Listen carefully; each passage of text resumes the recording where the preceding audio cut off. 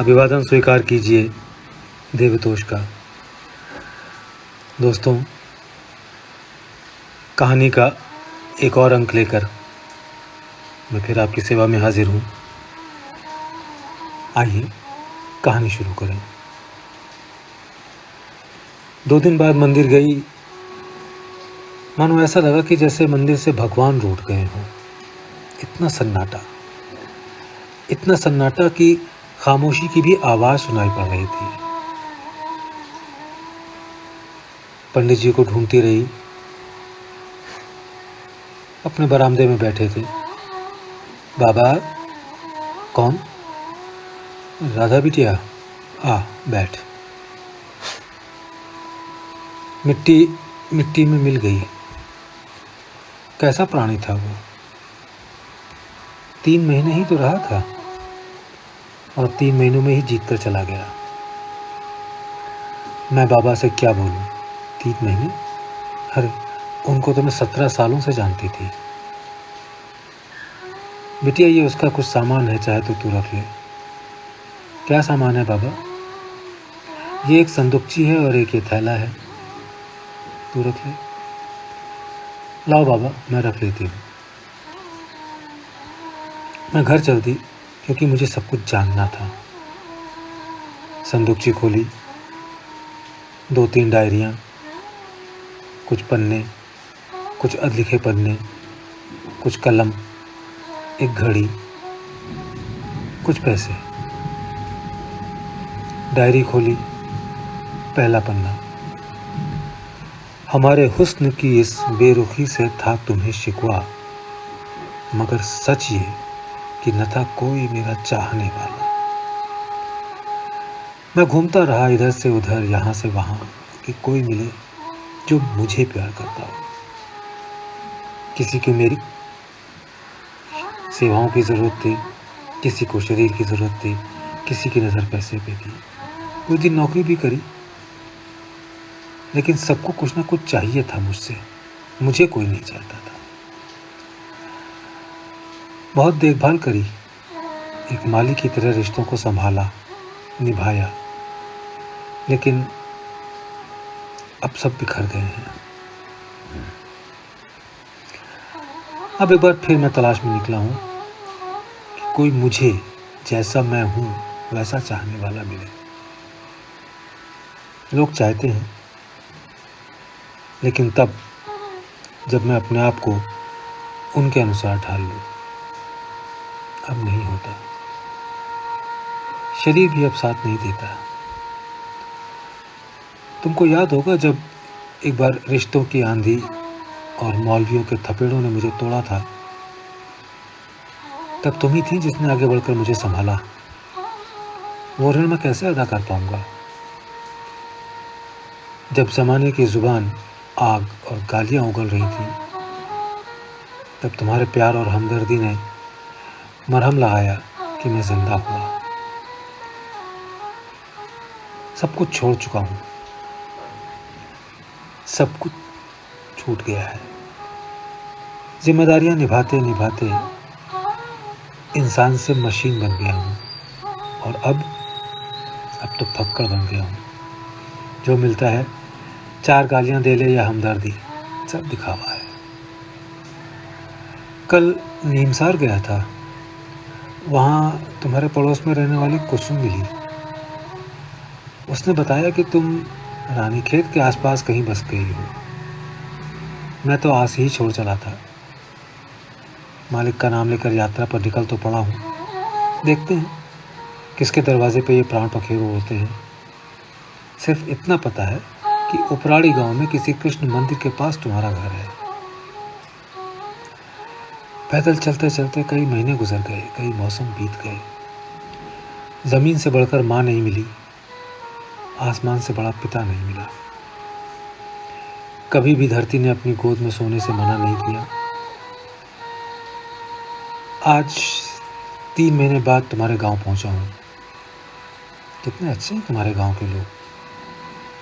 मुझ जैसे अनजान आदमी को भी बाहें खोलकर सीने से लगाने को तैयार हैं। कितना हंसते हैं तुम्हारे गांव वाले। मंदिर में अंजलि कितनी प्यारी बिटिया है, चिड़िया जैसी फुदकती रहती है, लेकिन स्कूल नहीं जाती। तुम इसकी पढ़ाई का इंतज़ाम देखना, बाबा का ध्यान रखना, वो मुझे अपना समझने की गलती कर रहे हैं। तुम तो जानती हो मैं जिसका था अब वहीं जाना चाहता हूँ। बहुत नींद आ रही है, लंबी नींद नहीं आती। तेरे आगोश में सर हो ये ज़रूरी तो नहीं। मेरे अंदर एक बेचैनी है, एक गुमनाम मौत की बेचैनी। मैं ऐसे नहीं मरना चाहता, मुझे बचा लो। मैं शांत हो चला हूँ और शांत। धीरे धीरे खामोशी मेरी तरफ बढ़ रही है। मैं रोज़ अपने को थोड़ा कम होता हुआ देखता हूँ।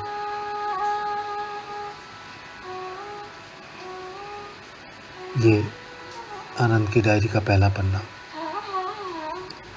उसको पढ़ने के बाद मैं सोचने लगी, एक निराशा छाती जा रही है मन में। ज्यों-ज्यों डायरी के पन्ने ख़त्म होने को आ रहे हैं। कुछ ही पन्ने तो शेष बचे हैं। फिर उसके बाद चिट्ठी न कोई संदेश है, ऐसा कौन सा देश जहाँ तुम चले गए। मेरा मन नहीं है और पन्ने पढ़ने का। ख़त्म हो जाएगी डायरी तो फिर मैं क्या पढ़ूंगी। Page number 87। जिंदगी तूने लहू लेके दिया कुछ भी नहीं, तेरी झोली में मेरे वास्ते क्या कुछ भी नहीं। तुम जानती हो मैंने अपने लिए कभी किसी से कुछ नहीं मांगा, ऊपर वाले से भी नहीं। दर्द को चुपचाप हंसी के पर्दे के पीछे छुपाने का हुनर मैंने कहाँ से सीखा पता नहीं। अगर कभी पलकों की कतारों में कुछ नमी महसूस हुई तो नींद के बहाने कुछ देर आंखें बंद कर लेना। कोई न समझ पाया। मेरी पलकों पर ये आंसू प्यार की तौहीन है, उसकी आंखों से गिरे मोती के दाने हो गए। मेरे पिताजी ने मुझे समझाया था, बेटा, some cause happiness wherever they go and some cause happiness whenever they go। मैं अपने आप को wherever वाली श्रेणी में लाते लाते खो गया, लेकिन हारा नहीं। प्यार बांटूंगा बाबा, आपको निराश नहीं करूंगा। आप जहाँ भी हो अपना आशीर्वाद बरसाते रहना। माँ से भी कहना मैं बहुत खुश हूँ। तुम तो जानती हो तपस्वी कि मेरी हमेशा से यही कोशिश रही कि कोई मेरे दिल की तह तक ना पहुँच पाए। इसलिए सबको हंसी मजाक में लगाए रखने का हुनर मैंने बदस्तूर जिंदा रखा। तुमने कितनी बार मेरी इस आदत को समझते हुए मुझ पर गुस्सा भी किया।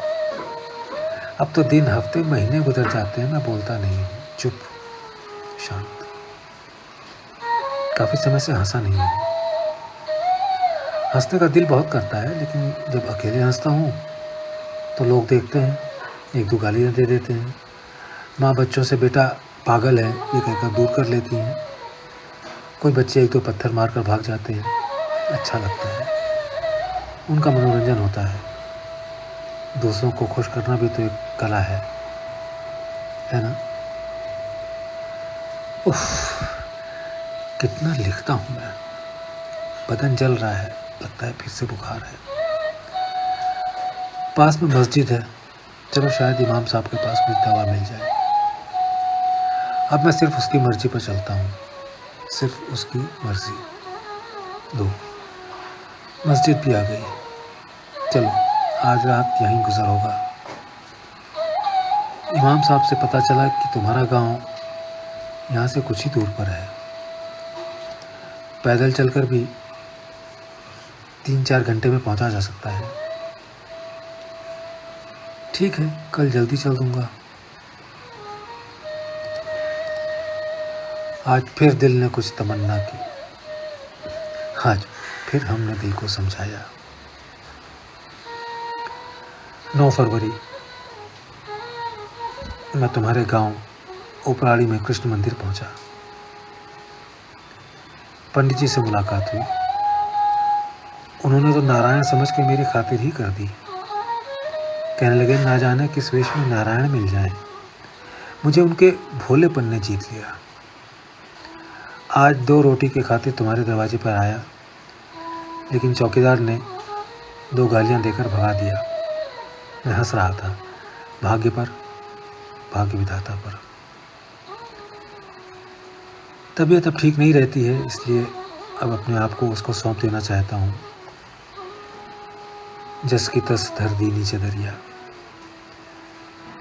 जिंदगी का जो प्रीपेड कार्ड उसने दिया है ना, वो व्यर्थ के टॉक टाइम में ना जाए। किसका टॉक टाइम कितना है कौन जानता है। प्यार बांटो, प्यार करो, लेकिन मेरी तरह चरित्रहीन न बनना। बहुत तकलीफ होती है, बहुत तकलीफ होती है, अंदर तक भेज जाती है जब कोई किसी प्रेमी को चरित्रहीन कहता है। मुस्कुरा देता हूँ जब भी गम कोई आता है पास। बद्दुआ की काट मुमकिन है कोई तो है दुआ। जो कभी कह न सका वो सब लिख दिया। अब ये डायरी किसकी किस्मत में है, किसके हाथ में पड़ती है, भगवान जाने। इसमें चूरन वाला चूरन बांधता है या ये किसी की अमानत बनती है। देखते हैं, जैसे फूल की किस्मत देवता के सर चढ़े या अर्थी पर। अरे कलम में स्याही ख़त्म हो रही है और डायरी में पन्ने भी। अंत निकट है।